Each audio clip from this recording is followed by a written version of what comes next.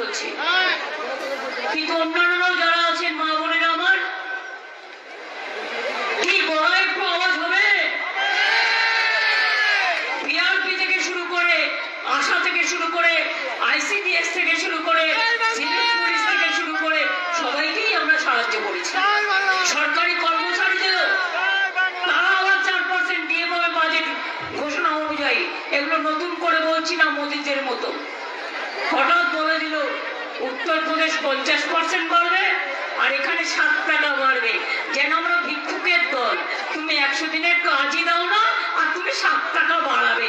তোমাদের চেয়ার আমার দেখা আছে এবং আমি দেখে নেব। মনে রাখবেন, আমরা কথা দিলে কথা রাখি। বলেছিলাম ইলেকশনের আগে লক্ষ্মীর ভান্ডার করবো, করে দিয়েছি। বলেছিলাম ইলেকশনের আগে বিনা পয়সায় রেশন দেবো, করে দিয়েছি। বলেছিলাম ইলেকশনের আগে স্মার্ট কার্ড 10,000 টাকার ছাত্রছাত্রীরা যারা চাইবেন পাবেন, পেয়েছেন। কিষাণ বন্ধুরা 10,000 টাকা করে পাবেন, তারা পাচ্ছেন। এরকম অনেক স্কিম আছে জন্ম থেকে মৃত্যু পর্যন্ত। আমরা মানুষকে বঞ্চিত করি না, বিজেপি মানুষকে বঞ্চিত করে।